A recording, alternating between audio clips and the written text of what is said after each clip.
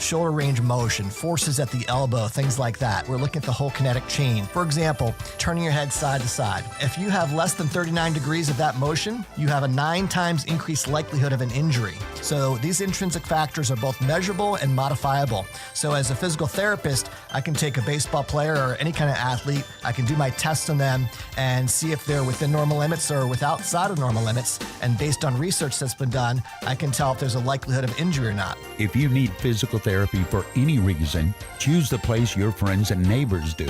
MRS Physical Therapy in Bridgewater and Cranberry. Visit mrsphysicaltherapy.com. Joey Jones is coming to Pittsburgh. Join St. Barnabas Charities to honor Joey Jones at a Founders Day celebration Thursday, April 25th. Jones is a Marine veteran, military analyst, and author. Tickets on sale now to hear his inspirational story of courage and determination. Proceeds benefit the St. Barnabas Free Care Fund. Buy tickets online at stbarnabascharities.com or call 724-625-3770. The views and opinions expressed on WBVP and WMBA are those of the participants and host. They are not necessarily the viewpoint of WBVP and WMBA, its staff, management, and advertisers. Thank you for listening to WBVP and WMBA. You guys just didn't want it bad enough. That should have been an easy win. What were you doing out there? You gotta hustle. You could have made that play if you'd been open. On the car ride home after the game, when you think you're helping by telling me what I did wrong and what I need to work on, all I hear is that I'm not good enough, that I'm supposed to be perfect, that it's not okay to lose. On the car ride home, all I need to hear is how much you love me and enjoy watching me play, that my worth isn't determined by my performance, that even on my worst day, I am worthy, that you see me learning, growing, and doing my best. And that is enough. This message presented by the PIAA and the Pennsylvania State Athletic Directors Association. You're listening to 99.3 FM, presented by St. Barnabas, in addition to 1230 WBVP Beaver Falls. Welcome to the Best of Beaver County, presented by St. Barnabas, a weekly segment dedicated to putting the focus on the amazing things and the amazing people behind them in Beaver County. The Best of Beaver County is sponsored by and content is provided by St. Barnabas. The show airs every Thursday from 11 to 11:30 on WBVP, WMBA, 99.3 FM, and Facebook Live.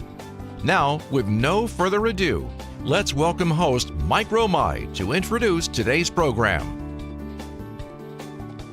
Good morning and welcome to the Best of Beaver County radio show on the St. Barnabas Radio Network. I'm Mike Romai, and every week at this time, we get together with people who oftentimes fly under the radar. You're not familiar with them. You may be familiar with the work they've done, but they don't get the kind of media attention that they should. And what they do is good for the entire area. And that's why we like to bring them on the Best of Beaver County. And that's the case of our guest this morning on the show. And I've known this guy for years.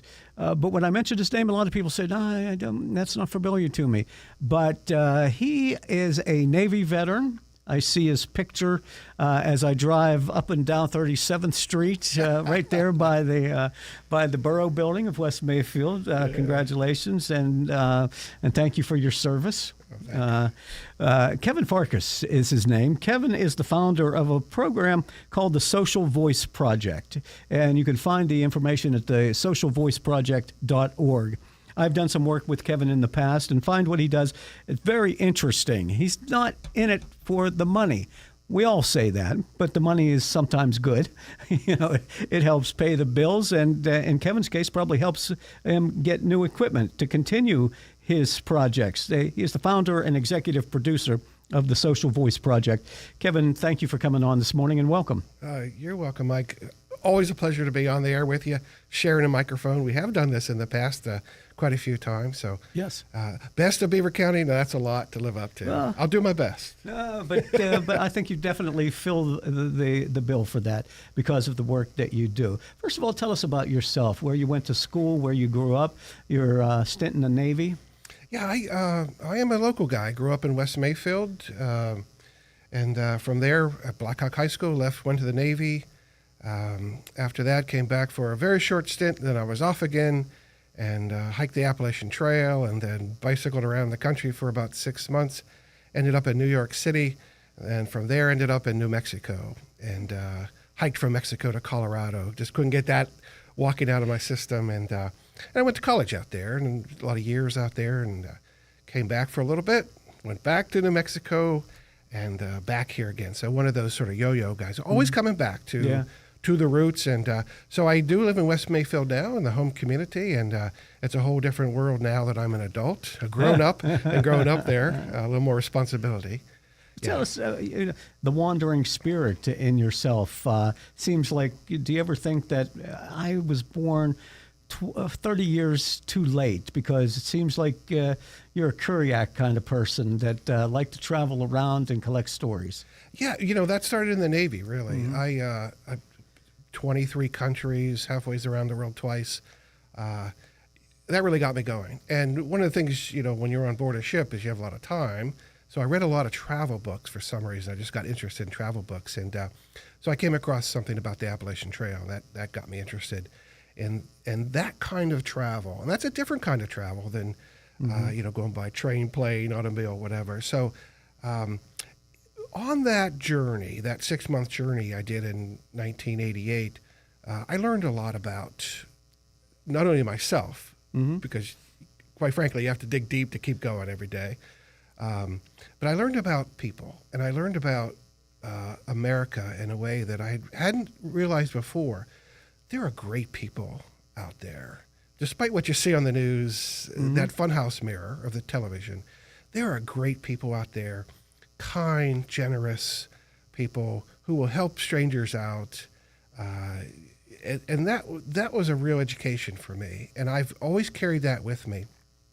And I have to remind myself over and over again that, the real people, real America is out there. It's, the people who live their everyday lives in the communities. And that, later on in life, when I started to think about things that I wanted to get into, I thought about community. And I think community is so important that I wanted to dive into this realm of community and work in the I'm a history buff, so working with local history and local heritage is something I really fell into because it just really does, work with community in that realm. Yeah, and so when you look out and you look at your experiences, at what point did you decide that as a history buff and coming back home after all these years, that you wanted to focus on the people and the things going on in our area? Well, I really stumbled into it. It's not as clean cut as I would like it to be, but I stumbled into it. I had a number of years ago, 15 years ago or so, I had a cousin who called me up and he said, "Hey, we have a 94-year-old cousin who lives in Chippewa, and I'm going to go talk to her and find out about our relatives." I had a grandfather who committed suicide in the 40s.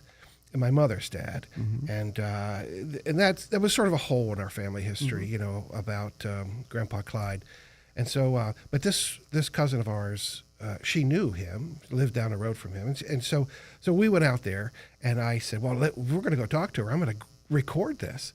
I knew nothing about any of this business of recording, so I went and I bought this recorder. And we sat in her living room, and I stuck the recorder on the coffee table, and we just talked and talked and talked, and that was just a really, personally, it was very satisfactory. But it also reminded me that, boy, these stories, especially from our older folks, our older generations, are so precious.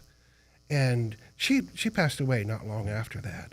But I had this, and it was a clunky recording, very poorly done on my part. Okay. But what did I know? I didn't know anything you were about just new at it. So that got me interested in these the stories of older people, And so I said, well, I want to share this with my other cousins. And so I took the recording, and again, I didn't know what I was doing. I found some online programs editing this stuff, and I made these clunky recordings again and shared them around, and that was all warm and dandy. But I thought, oh, hey, how cool would this be to try to do this for others in the community? So that got me going with this idea of oral history and getting out there and recording the folks in our lives who are, I always say time waits for no one, right? So Grandpa's not going to be around forever. Grandma won't be around. And I've never met a single person at a funeral who said, oh, that was all right. We didn't get Grandpa recorded. That's okay. Just the opposite, Mike. Yeah. Everybody said, oh, I wish I would recorded my family member, but sadly, too few people do that. Right. So I launched into this this sort of just avocation of just recording people, and I thought, well, veterans is a kind of interesting group. I'm a veteran, so I just started a little program of recording veterans in my community, and in West Mayfield, I was able to use the council chambers, and I invited some folks that I knew to the chambers. I had my camera set up, and I recorded some folks there. Fascinating experience. And so that led me into more and more projects. And then working with a nonprofit out of Pittsburgh who deals with veterans, the Veterans Breakfast Club. And so I worked with the Veterans Breakfast Club for a number of years, and we did a little more formalistic kinds of things. And as I went, I collected more and more microphones and more cameras, and I got more sophisticated at it. And then I started my own group, the Social Voice Project, to kind of do this work with not only with veterans, but all range of people, right? All manner of people. Do you find that people like to talk about themselves, or are they reluctant? They're often very reluctant. Most people say, oh, what do I have to say? I just lived a life. What do I have to say? But really, when you start to have a conversation with people, you realize that, boy, people do live interesting lives. Some people do great things, and other people not so grand or great things. But on whole, boy, we're all important to somebody, right? And as the late, great Stud Storkel always said, everyone's there to be found. And so when you find somebody and you say, hey, tell me about your life. Tell me about your experiences, your lived experiences, decades and decades ago. My dad's 93. Grew up in the Depression. Boy, his lived experience, fewer and fewer people can attest to that, right? What it was like to grow up in the 30s and through the war years and so forth. So talking to my dad, it's just, I have a daily reminder because I'm a caretaker for him, a daily reminder that his experiences, we will never know those if we don't capture and preserve those stories. And so a part of what I do is I take it a step further from the traditional oral history work, where it is really about capturing information, preserving that, documenting that.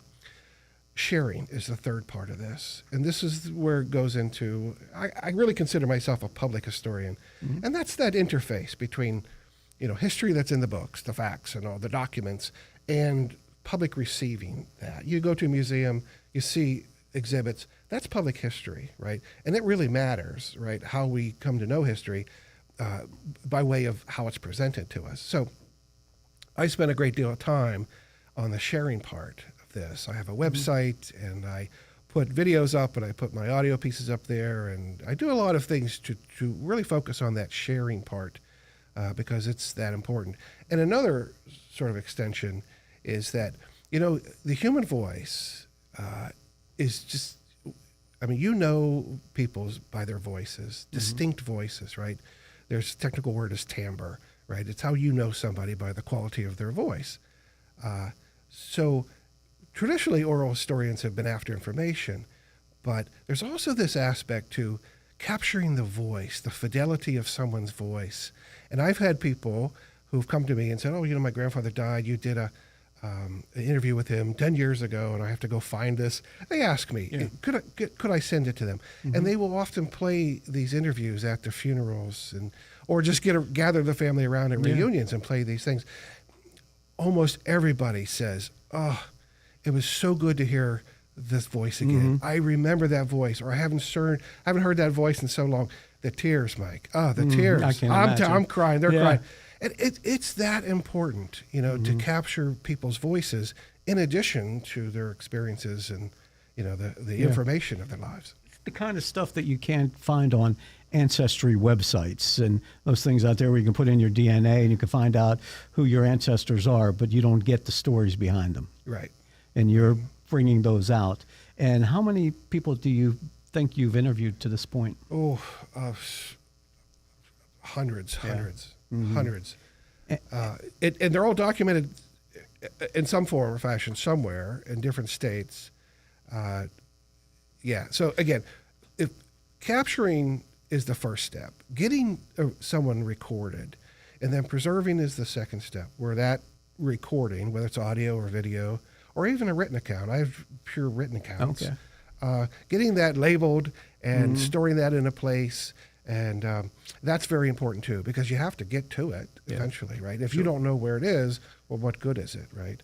So this is where. So you're an archivist on top of it all. Well, you have to be. Yeah, you have to be, because you can't look at a SD card or a disc and say, oh, I know what's on that. It's not like a book. So you have to label that stuff appropriately. So there's that. I spent a lot of time doing that archival work. And it's paid off over the years. Audio, visual, or video, what do you do most often when you're sitting across from a World War II veteran or something like that? Are they comfortable with the camera in front of them, or they just would rather do it audio, just talk to you? It's a mixed bag, but by and large, nobody likes to be on camera. That's just a human thing, right? Sure. The human vanity, I guess. I don't like to be all on camera. self-conscious about it, right? That's right. But I always approached my interviews conversationally, just like we're having here. Sure. So I spent a little time at the beginning talking with people, and I explained, this is the camera here, and this is these are lights over here, and I may have to reach over here to adjust something. Don't let me distract you. And I find that really helps. It goes a long way to calm people down, right, and make them more comfortable. And if people if they're comfortable, then that conversation will unfold in a marvelous way. All right. Kevin Farkas is our guest. We'll look over at this camera right now. Kevin is the founder, executive producer of the Social Voice Project. You can find the stories he's talking about and more at thesocialvoiceproject.org. I'm Mike Romai, and we'll continue on the Best of Beaver County. Oh my goodness, Amy, it's so good to see you. Jennifer, how are you? I'm fine. How are you? Is your mom doing any better? Thank you for asking. I don't know if I can answer without being emotional. I'm sorry. I'm just tired and worried. I can't always be there for her, and it's so stressful. I really understand. That's how I was with my dad. I'd recommend calling St. Barnabas. We did. We started with just having them come in for home care. He was so excited to see them show up. And when he needed more, we were able to move him in at Beaver Meadows, where he still has his own home-like space and excellent care. Thanks for telling me that. I don't even know how to start, but I have to do something. Oh, you can just give St. Barnabas a call. They have directors that can explain how it all works. Trust me, you'll feel so much better, and so will your mom. I'm so glad I ran into you. Visit stbarnabashealthsystem.com or call 724-443-0700 for care apart from the ordinary. It's the Best of Beaver County on the St. Barnabas Radio Network. I'm Mike Romai, and our guest is Kevin Farkas. Kevin has been working diligently for years, collecting stories of people through our region, and not only about the people, but the places as well. He archives this. He comes to people and asks them to tell him their story, and he shares those stories with us. Kevin, you were talking about some of the work that you do. What would people find on the Social Voice Project if they were looking for things? They'd find a whole lot, and that's it's a embarrassment of riches, if you will. I look at all the stuff I have, and I'm constantly trying to organize it, reorganize it, make it accessible. And so, if you go to the website, you'll see a section about community podcasting, which is an extension of the oral history interview. It's just done in a little bit of a different way. And then I have a section there about public history. And then there's also a section about a new passion of mine, and that's art and creativity in Beaver County. And I'm working with a group, the Genesis Collective, excuse me, a nonprofit out of Aquippa, and we are working on lots of projects. And storytelling is one of these things that we're interested in. And so I'm trying to work my oral history work into some of the art and creativity projects that we have coming. Yeah, I think I saw you. You were doing something over at Merrick in New Brighton as well, weren't you? Yeah, I was interviewing. We have an artist conversation series. I'm interviewing Beaver Valley artists. There's a group there, Beaver Valley artists, and so I had a series of interviews. I think I have one left in my my chain of things. And then we'll be back and we'll talk to them. And, it's basically a conversation about art and creativity. Why you do it, what makes you passionate about it, what is your style of art about. And are you ever surprised to find these people in our area that no one even knew existed? They just have done their thing, whether it's a personal thing or a collective, but no one really recognizes what they're doing, and that doesn't bother them. They're just doing it out of the passion. Yeah, certainly. I mean, we're busy living our lives, not so much reflecting on our lives, or unless we have we're trying to monetize ourselves, right? Sure. We're not promoting ourselves in some ways. And I think that's where the real treasure is in our humanity. It's in our everyday common experiences with everyday people. And you don't know. You just never know. We have people in this county, in our communities, who have been through major world events, participated in world events. And not just veterans, but people of all walks of life. People have been involved with 9/11, for example. People involved with the war. People have been to and have done things that would really amaze us. Sometimes those things aren't pleasant to talk about. And that's one reason why people don't often come forward and talk about those things. Sometimes people just don't understand the significance of it themselves. It's interesting that you say that, because the older I get, the more appreciation I have for the veterans who put their lives in danger for the country, or for a president who sent them off to war.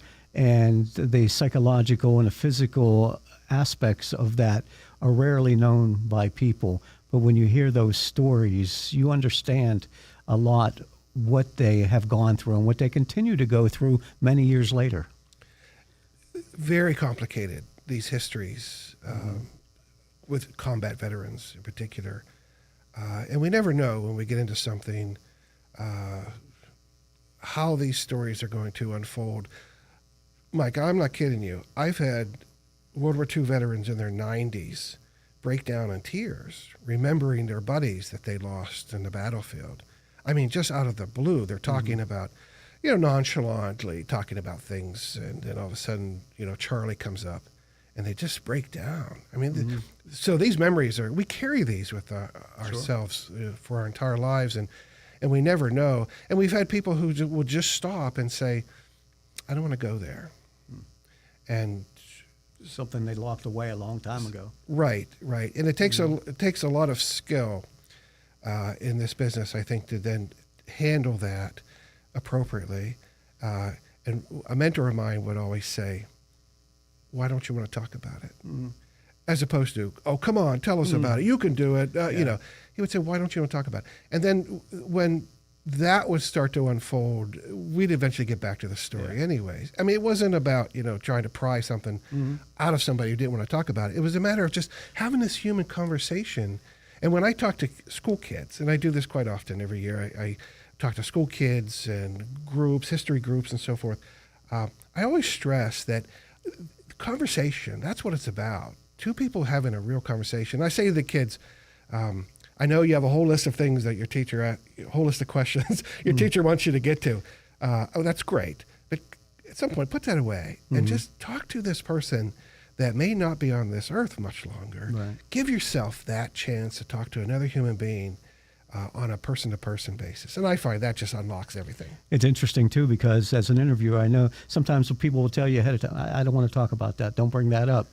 And then they'll open the door to it. Oh, yeah. They're the ones who start to, and you think, okay, well, then we can talk about this now. Yeah. I interviewed a Vietnam veteran, and he was a Navy medic and Navy corpsman.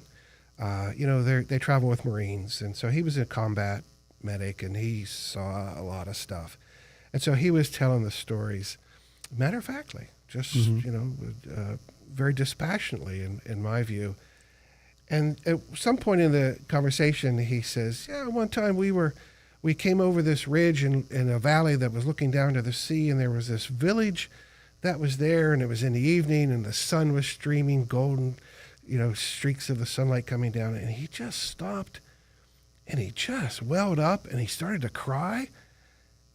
And so I look at, the crew, and we're wondering, like, well, the blood and guts stories didn't shake him one bit. But this story about this beautiful village in the evening with the sunset, that got him. Yeah. Well, obviously it wasn't that. It was Sure. it was much more deep, that experience. But that just threw us, just absolutely threw us. And so we never know what we're going to get. And we don't. And Kevin Farkas is our guest. The socialvoiceproject.org is his website. And Kevin, I worked with you on a couple different occasions. One of the more memorable ones, and I think you just reposted this recently, was a story that we did at Point State Park in Pittsburgh. It was, I think, during the great race that was going on there, but it was a reunion between a mother and a son. Tell about that. Talk about that. Right. I was contacted by a veterans group who sponsors activities such as running clubs and so forth. And they said, hey, we have a fellow in Cleveland who was adopted out. And he connected with his mother, but they haven't met. They've never seen each other. And his mother, who was a part of the running group out of Pittsburgh, and they were running the marathon together. And so they asked me if I would come and film this surprise reunion where this guy would jump up, basically, hey, and so in the wee hours of the morning, we went up there before my film crew and I, before this marathon, and we set up, and Mike, you were so gracious to be the host of this, and you did the beautiful introduction, and you did an interview with the mother and son, and nearly 375,000 views that has gotten on YouTube. But more importantly to me is about every month or so, I get comments and people who are just like, oh, this is such a beautiful story. I was adopted. I know what this feels like, or I have no idea what this feels like, but I can imagine. Such a wonderful story. You were a part of that story in making that very Stephen and Stacy is the story. Very human, right? We did a great job. I remember him coming through the crowd and she being there, and at that first meeting. That was it's really amazing. something. Yeah, and all their friends and family around. There's a line, and I had him mic'd up, and so he surprised her, ran over to her, and they're hugging. And there's one line that gets everybody. She's hugging him, and she says, "I never got to hold you." And Stephen's in his late 30s. "I never got to hold you." I mean, it's just gave me chills. Really. Yeah. So I was able to capture that. Those are the stories you'll find on the Social Voice Project. What are you working on now? What's happening for you now? Who are you contacted by, and what stories will we see? Oh my goodness, I have so much coming on my plate now. I'm going to call this the year of oral history again, right? To sort of resurrect some projects at the community level. I'm going to be talking to the Western Pennsylvania Historical Coalition March 25th at the Beaver train station, talking about oral history, why we capture and preserve these voices of our time. And I want to say, by the way, just before we move on, I was contacted by a film company out of England a year ago, and they are National Geographic producing a film. It'll be narrated by Idris Elba. It's called Erased, World War II's Heroes of Color. And they found my interview with Henry Parham, who was, at the time, at his death, he was the last surviving African-American participant in Normandy, the invasion, D-Day invasion, part of the barrage balloon outfit there. Anyways, they found this interview I did with Henry. It's going to be in this Idris Elba narrated film coming up. I'll be talking about that with the coalition down there. I did some work recently with Little Beaver Historical Society. We did a one-room schoolhouse project where we interviewed some folks in the community, and we did something with local farming in Beaver County. But most recently, I was contacted by somebody in New Swickley Township. And if you know where that is, that's right up against the Butler border and Cranberry. And that rural community is being threatened by the sprawl, right, coming across the border, the housing projects, the plans, I should say, not projects, but the plans. And so there's a movement to put several hundred homes in some of the fields out there. And so the folks there in New Swickley are looking at their own heritage, their own rural heritage and history, and thinking of ways to sort of capture and preserve that history, some of the historical homes that they have, farmhouses and so forth. So I find myself getting involved with that, and there will be an oral history project coming out with the community to capture some of that. You know, that community, now my own kinfolk, when they immigrated from Germany in the late 1800s, they ended up settling out there. They're buried in a cemetery that's, if the developers get their way, right next to the cemetery will be a plant of homes, which kind of bothers me. But that area is very significant for the German Lutheran immigration out there. In fact, my great-grandfather's tombstone is all in German. Okay. In the cemetery. So that's a kind of It's history. an extension of the Harmonist, it sounds like. In a way, yeah. So that's kind of history of Beaver County that I think is kind of unique to the area. So people can go to the socialvoiceproject.org. They can find these stories, but also if they have a story to tell, or if, in a community, they're interested in something like this, a person that they want to have immortalized forever being recorded, can they reach out to you? Sure, absolutely. I always am happy to talk with people and give them advice. If I can't record, I can sort of give advice how they can record one way or another, make that happen before it's too late. Right. Kevin Farkas, interesting and important work that you do on the Social Voice Project. Thank you for being here. Thanks, Mike. Kevin Farkas, our guest. I'm Mike Roma. The socialvoiceproject.org is the site that you can go to find out everything we've been talking about. I'm Mike Roma. This is the Best of Beaver County on the St. Barnabas Radio Network. Thank you for listening to the Best of Beaver County. St. Barnabas is pleased to have provided content and sponsorship for the program. Tune in this Sunday at 11:30 for an encore presentation of today's program on Beaver County Radio. And next Thursday at 11 for another edition of the Best of Beaver County on WBVP, WMBA, and 99.3 FM.